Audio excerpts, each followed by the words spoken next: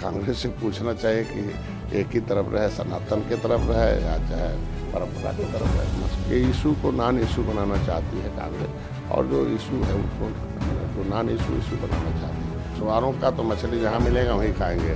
कांग्रेस से पूछना चाहिए कि एक ही तरफ रहे, सनातन की तरफ रहे या चाहे परंपरा की तरफ रहे। मछुआरों का तो मछली जहाँ मिलेगा वहीं खाएंगे, उनका परंपरा है। उनकी रोजी रोटी छीनी गई अंग्रेजों मुगलों से, पिछली सरकारों। जिसके घर में खेत नहीं, बारी नहीं है, अनाज नहीं है, बेईमान लोग हैं। ये कांग्रेस रहती थी, उनको सड़ा अनाज देती थी, बदले में आधा दाम देती थी। हमारी सरकार न हो तो उनके घर में अनाज न हो, तो जिसके घर में अनाज न हो वो क्या खाएगा।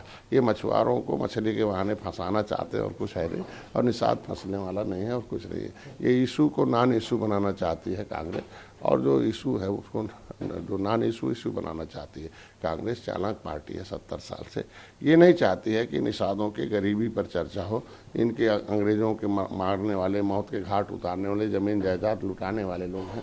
ये राष्ट्रवादी हैं, ये गरीब हैं। 15 करोड़ लोग अनाज पर निर्भर हैं, 80 करोड़ देश पर निर्भर हैं। तो ऐसे पर बहस होनी चाहिए, और इस पर मुद्दे पर बहस नहीं कांग्रेस करना चाहती। कांग्रेस कह रही है बीजेपी इसमें राजनीति कर रही है। यार बीजेपी, हम कह रहे हैं कि आज के दिन में जब वो मंदिर भी जाएंगे, अब हम जो है बजरंगबली के पास भी जाएंगे और इधर जो है मछली भी खाएंगे, तो दोनों में से एक ही करना है कांग्रेस है। सर, आरक्षण का मुद्दा इस समय चल रहा है, देखा जा रहा है यूजीसी को लेकर और आरक्षण को लेकर जो है विरोध प्रदर्शन हो रहे हैं। कैसे देख रहे हैं इस मामले को, क्योंकि आप भी आरक्षण के मामले को उठा रहे हैं लगातार। निश्चित रूप से जो उजड़े हैं, अंग्रेजों मुगलों से उजड़े हैं, इसके लिए संविधान जो बनवाया देश की आज़ादी में लड़े हैं। तो जब अंग्रेज आए थे, गद्दार थे कुछ लोग, अंग्रेजों के तरफ से बंदूक चला रहे थे, रेजिमेंट बनाया था अंग्रेजों ने, और कुछ लोग अंग्रेजों के विरोध में लड़ रहे थे, देश के लिए लड़ रहे थे।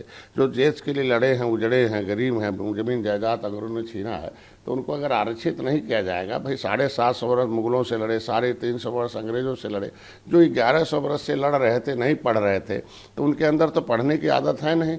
अब अमीर का बेटा अमेरिका से पढ़ के आएगा, गरीब का बेटा झोपड़ी में पढ़ेगा, दोनों एक साथ इम्तहान देंगे, कैसे होगा। अमीर का बेटा अमीर हो जाएगा, गरीब का बेटा गरीब हो जाएगा। तो हम चाहते हैं कि जो भारत में संविधान में फंडामेंटल राइट है वो मिलना चाहिए। बेईमान लोग पे बृहद बहस होना चाहिए कि भाई 28.5 लाख नौकरी में 28 लाख नौकरी है, और अब एक तनख्वाह 50,000 से 5 लाख रुपए तक है। अगर हम 2 लाख मानते हैं तो 56 अरब रुपए होगा भैया। 28 करोड़ जनता, एक आदमी पर तो कितना 2,000 महीना टैक्स है भाई। कहाँ जा रहा है? खाली 6,500 परिवार लेंगे। 27% नौकरी में 7,500 परिवार, 6.5 लाख नौकरी में 6,500 परिवार, और लोग कहाँ चले गए? उनको भी मिलना चाहिए। देखिए, रिजर्वेशन के लिए अम्बेडकर ने लिखा है, in educate representation of the society in the system it called reservation. उतना रिजर्वेट कर दिया जाए उस समुदाय के लिए, क्योंकि उसको अवसर प्रदान किया। सामाजिक न्याय की बात है। रिप्रेजेंटेटिव में लिखा उन्होंने, अम्बेडकर ने, कि जिस समुदाय पर धोखेबाजी हो रहा, षड्यंत्र हो रहा, अन्याय हो रहा, उसे पता न चले वो जनता है, जो न जानती हो, जो जान नेता है, और जो उसकी लड़ाई लड़े उसे नेतृत्व करता है। तो ये जो नौकरी कर रहे हैं, ये इनके नाम से नहीं है, इनके बाप के नाम से है, ये उस समुदाय के नाम से है। ओबीसी समुदाय है, एससी समुदाय है, उस समुदाय के नाम है। 66 समूह उसमें है, और ओबीसी में भी बहुत समूह है। उस समुदाय का हिस्सा खा के घर बैठे हुए हैं। उस समुदाय के लिए इनको काम करना चाहिए, उसके शिक्षा, स्वास्थ्य, रोजगार, संविधान में मिले हक के लिए काम करना चाहिए। तो नौकरी तो कर रहे हैं समुदाय के नाम पर, और काम किसका? कम गरीब का हिस्सा खा रहे हैं, झोपड़ी वाले का हिस्सा खा रहे हैं, और मोटे होते जा रहे हैं। इसलिए देखो आज के दिन में हो गया। अगर सबके लिए काम किए होते तो शायद समस्या समाधान होगा। आपकी भी मांग पूरी नहीं हो रही है आरक्षण होगा। आगे की क्या रणनीति? अरे मार्शल कौम है भाई, ये मांग के मछली थोड़ी खाता, मार कर खाता है। सत्ता आज के दिन अंग्रेजों से मांग कर थोड़ी लिया था, छीन कर लिया था। जो संविधान बनवा सकता है, अंग्रेजों मुगलों को मौत के घाट उतार कर देश को आज़ाद करा सकता है, उसके अभी जेनजी जागी है ना, अल्फा जागी है, अब डेल्टा भी जागेगी। डेल्टा मतलब जिनके पुरखों ने अंग्रेजों को मार के भगाया था, बेलचा उठा रहे हैं।